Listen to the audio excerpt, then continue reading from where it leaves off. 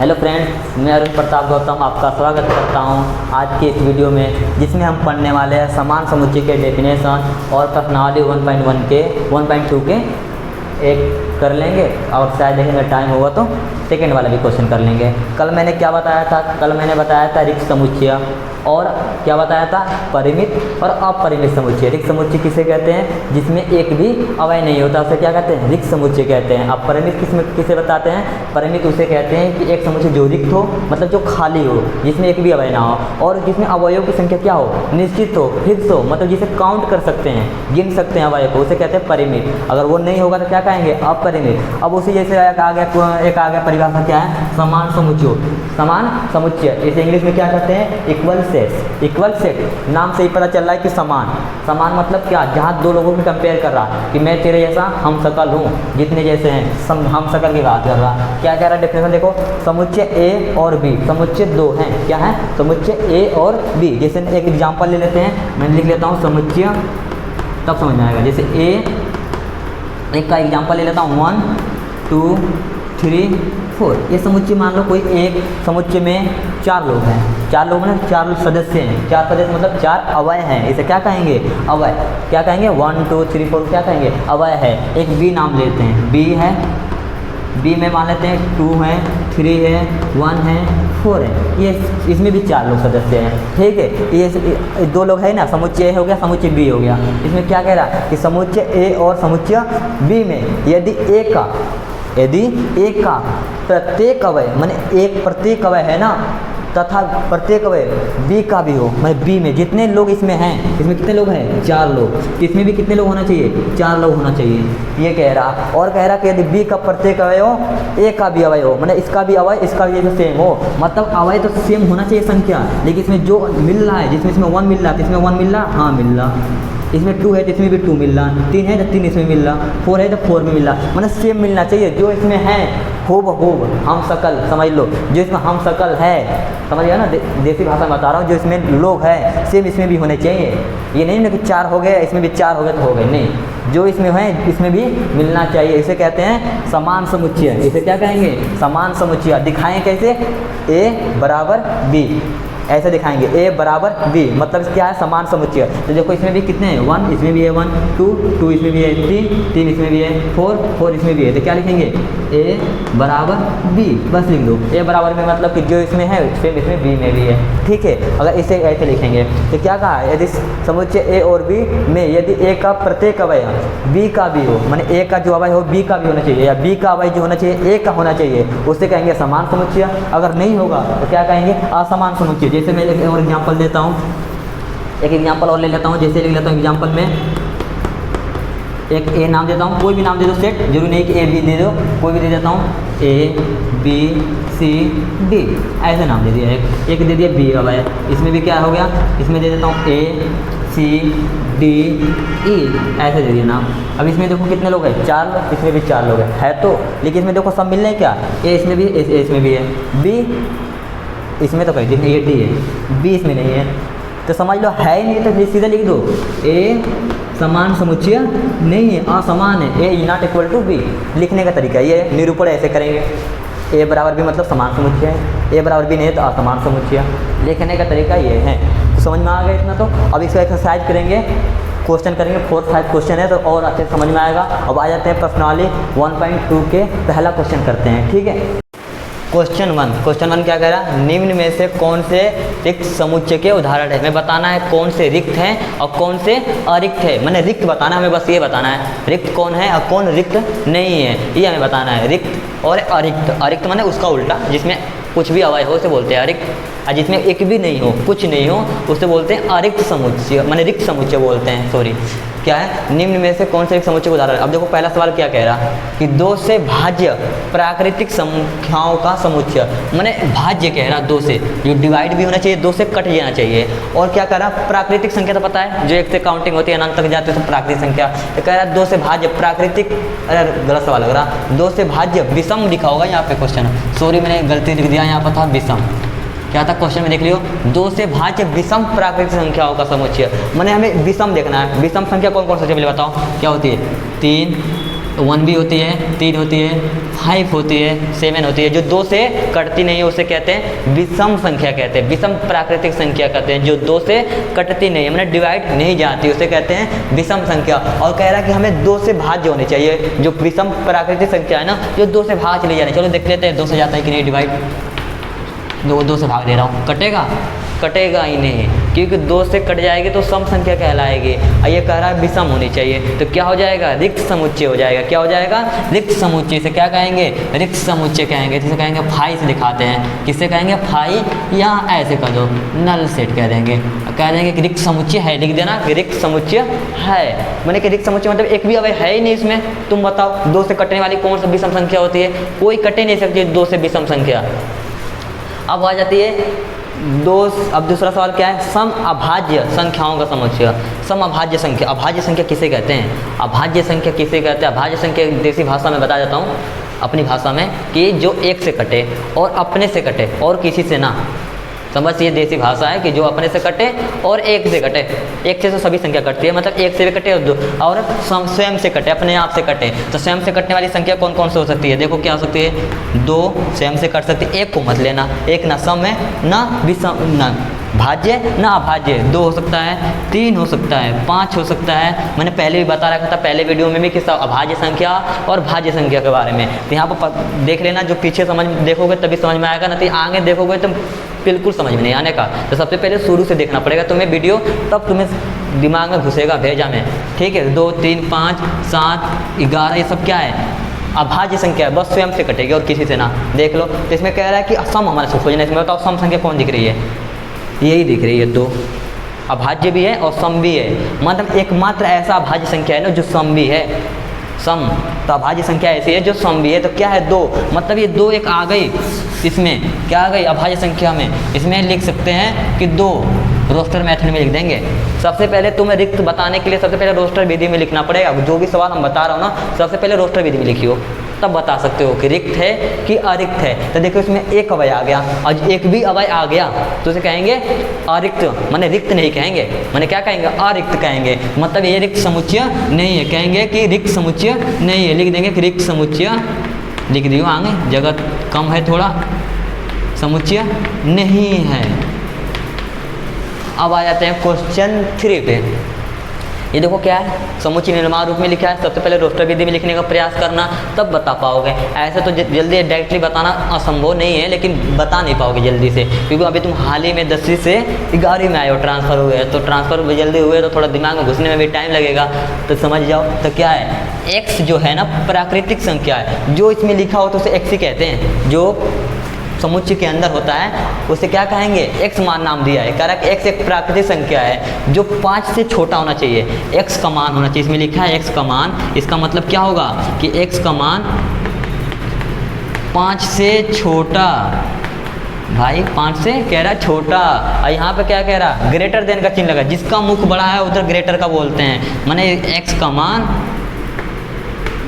बड़ा किससे? 7 से। किससे? x का मान होना चाहिए 7 से बड़ा होना चाहिए। दिख नहीं रहा होगा सही, तो मुझे समझ में आ रहा हूँ क्योंकि जगह भी कम है, तो इसलिए लिख समझ लो x का मान 7 से बड़ा होना चाहिए। तो देखो कह रहा है x का मान 5 से छोटा। प्राकृतिक संख्या सोच लो, 5 से जो छोटा संख्या हो, मान लेते हैं 2 मान लेते हैं, चलो भाई 3 मान लो। तो x का मान लेते हैं, जो x का मान 5 है, x का जब मान लेते हैं 2 देखो 5 से छोटा है कि नहीं? 2 5 से छोटा है, होता ही है 5 से। 5 क्या है? बड़ा है 2 से, मतलब 2 छोटा है किससे? 5 से। और कह रहा है कि 7 ही 7 से बड़ा होना चाहिए। अब तुम बताओ कि 2 5 से तो छोटा है, तो 7 से कैसे वो बड़ा हो सकता है? 2 कभी 7 से बड़ा होगा? तुम कॉमन सेंस लगाओ। कह रहा है कि 2 होना चाहिए 5 से छोटा, तो भाई है, चलो देखो 2 है ना, 2 क्या है? छोटा है किससे? 5 से। तो 7 से क्या होगा? और छोटा होगा, ना कि बड़ा होगा। तो ये क्या है? गया रिक्त समुच्चय है। लिखेंगे रिक्त समुच्चय है। क्या लिख देंगे? रिक्त समुच्चय है, मैंने फाइल लगा दियो, बस हो गया। अब आ जाते हैं क्या है इसमें? अब आ जाते हैं लास्ट मेथड पे। क्या है कि y सच डेट y, किन्हीं 2 समांतर रेखा। समांतर रेखा तो पता ही होगा, 9 में पढ़े होगे, 10th में भी पढ़े होगे। समांतर रेखा किसे कहते हैं? ऐसे जो एक दूसरे को कभी काटेगी नहीं, एक दूसरे को कभी इंटरसेक्ट नहीं करेगी, उभयनिष्ठ बिंदु नहीं मिलेगा वहाँ पर जब काटेगी नहीं। तो कह रहा है कि किन्हीं 2 समांतर रेखाओं का उभयनिष्ठ बिंदु है। उभयनिष्ठ बिंदु किसे कहते हैं? जब 2 रेखा एक दूसरे को काटती है, और जिस पॉइंट पर काटेगी, देखो यहाँ पर काट दी, जहाँ एक जगह काट दे, दोनों जगह काट, दोनों का एक बिंदु यहाँ पर मिल रहा, इसे कहते हैं उभयनिष्ठ बिंदु। क्या कहते हैं? उभयनिष्ठ बिंदु। क्या कहते हैं? उभयनिष्ठ बिंदु कहते हैं। बस समझ रहे, इतना आसान क्या है, जहाँ दो रेखा एक दूसरे काटेगी। अब देखो समांतर रेखा की बात करा और कह रहा है कि उभयनिष्ठ बिंदु, तो देखो दो समांतर रेखा कभी उभयनिष्ठ बिंदु मिल सकता है? साला कहाँ से पूछ दिया साला। देखो ये क्वेश्चन तुम्हें बस फंसाने के लिए पूछा है। क्या कह रहा है कि दो समांतर रेखा कभी एक दूसरे को कभी काटे नहीं सकती। क्या कोई हवा थोड़ी मोड़ देगी इसे? समांतर रेखा क्या है? सीधे जाती है, कभी एक दूसरे को काटेगी नहीं। इसे नहीं कि कोई आगे तुम मोड़ दो, इसे नहीं काटेगी नहीं, तो उभयनिष्ठ बिंदु मिलेगा नहीं, और उभयनिष्ठ बिंदु मिलेगा नहीं तो रिक्त समुच्चय होगा नहीं। मतलब क्या कहा? तो रिक्त समुच्चय होगा? अरे नहीं होगा बाबा।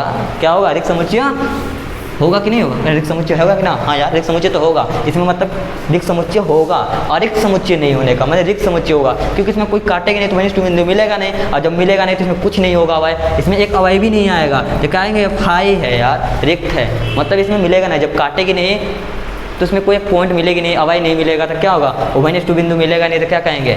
रिक्त समुच्चय है। आया समझ में? रिक्त समुच्चय मतलब जिसमें एक भी अवय ना हो। देसी बात है ना, समझ लो आराम से प्यार।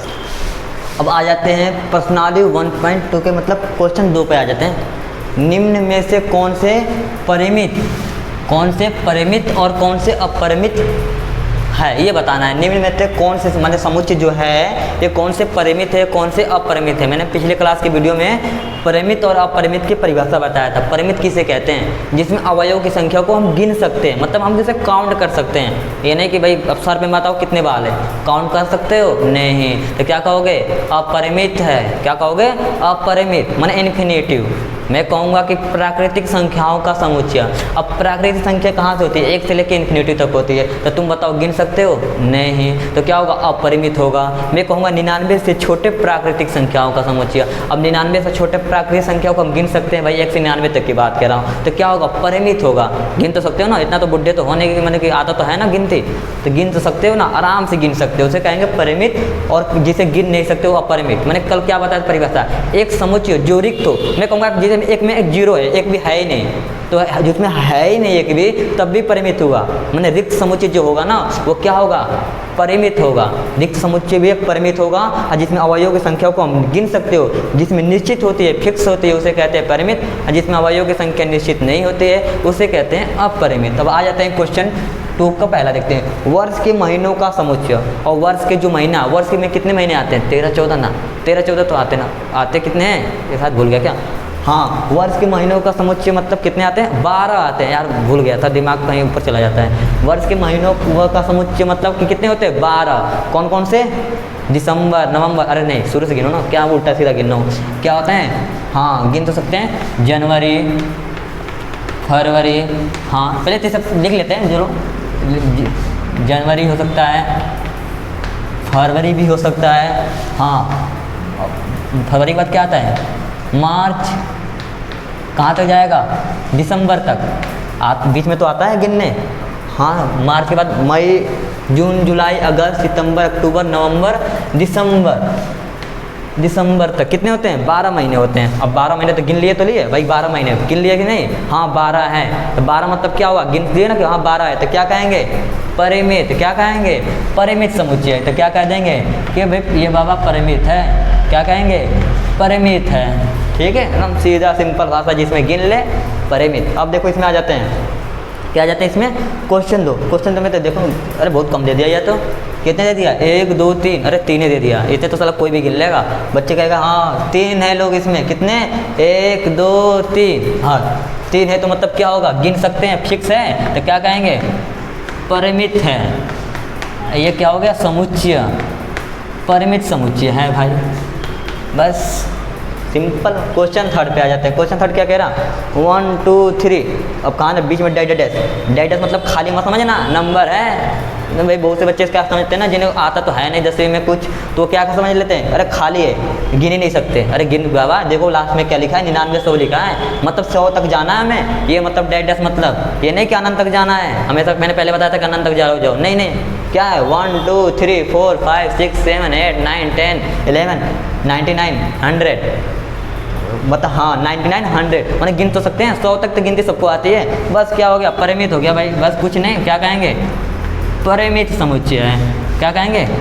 परिमित है, सिंपल, आधा मूल लिख रहा है, परिमित हो गया। ठीक है, अब आ जाते हैं चौथा क्या है, 99 से छोटे अभाज्य पूर्णांकों का समुच्चय। 99 से छोटे, 99 से छोटे अभाज्य। अच्छा, अभाज्य संख्या कह रहा है। अभाज्य संख्या मतलब क्या होता है, जो एक से कटे और अपने से कटे, माने एक से कटे और अपने से कटे, उसे अभाज्य संख्या। और एक लगा दिए 99 से छोटे। अब 99 से छोटे तो अभाज्य संख्या तो गिन तो सकते हो भाई, कितने होते हैं, गिन लो, 2 3 5 7 डैश डैश डैश लिखना पड़ेगा बाबा, उतना कहाँ से एम्पट बहुत बढ़ाना है कि लिख दूंगा एकदम कहाँ तक, 99 तक ना। छोटा ब्लैक बोर्ड है तो थोड़ा अरेंजमेंट करना पड़ेगा। 2 7 9, चलो लिख देता हूँ एक और, 11 13, कहाँ तक, डेढ़ डेढ़ लिख देता है यार, कोई ना, चलो लिखने समझ जाओ, इतना तो समझ जाओगे। 99 तक कितना है, 99 एक होता है 97, 99 से छोटे तो होता है, 99 तो कट जाएगी। 99 में मत लेना क्या अभाज्य संख्या है, 99 से छोटे की बात कर रहा था, गिन तो सकते हैं, तो क्या कहेंगे, परिमित कहेंगे, बस कुछ नहीं, क्या कहेंगे, परिमित कहेंगे। एक और सवाल था क्या यार, मैंने शायद देखा ना था, एक बार देख लो तो यार, क्या था एक और सवाल, हाँ यार एक और भूल गए, चलो कोई ना, एक ही मिटा देता हूँ दूसरा। यहाँ पे एक और था सवाल, क्या था, लिख देता हूँ, क्या है, 100 से बड़े धन पूर्णांकों का समुच्चय, क्या लिखा है, ये है 5वां। मैं सोचा कहाँ इतना कम सवाल दिया है, 100 से बड़े, बड़े की बात करा भाई, बड़ा भाई, बड़ा भाई तो हमेशा सलाह अपना रो भी झाड़ता रहता है। बड़े धन पूर्णांकों का समुच्चय, धन पूर्णांकों का मैं भी सोचूं कहाँ कम सवाल था, क्या लिखा है, 100 से बड़े धन पूर्णांकों का समुच्चय। अब 100 से बड़े धन माने, धन मतलब कि पैसा, 100 रुपये नहीं, धन मतलब धनात्मक संख्या। बहुत से बच्चे समझते हैं धन रुपया दौलत, अरे ना बेटा, धन मतलब धनात्मक को लेना है, और पूर्णांक मतलब कि प्लस वाली संख्या, और पूर्णांक में माइनस भी आती है, इसलिए इसने दे दिया कि धन मतलब कि प्लस, और तो 100 से बड़े की बात करा, और 100 से बड़े में तो प्लस आते ही हैं भाई, माइनस तो आ ही नहीं सकते। चलो ये भी लिखने वाला तो लिख दिया कुछ भी, तो 100 से बड़े कह रहा, 100 से बड़ा क्या होता है, 101, हाँ 101 आता है, 102 103, कहाँ तक जाएगा 100 से बड़े में, अनंत तक, गिन नहीं सकते, क्या लिखूँ, लिख दूँ, चलो लिख देता हूँ, 101 102, कहाँ तक, डेट इन्फिनिटिव, क्या कहेंगे, आप गिन नहीं सकते हैं, अपरिमित, क्या कहेंगे, अपरिमित कहेंगे। बस करना ना था रामबाण एकदम, इतना आसान भाषा में, शायद एक समझाने वाला तो बहुत है भाई यूट्यूब पे, थोड़ा भाई हमारा भी सपोर्ट करो कि मैं भी ग्रो करूं, थोड़ा पढ़ाने में मन लगता है यार, ऐसे क्या करेंगे, निम्न अब तो हो गया, अब कल करें, टाइम भी ना यार, ज़्यादा रात हो गई, चलो लिखेंगे। चलो अब आज थैंक यू, थोड़ा चैनल को सपोर्ट करें भाई, ठीक है।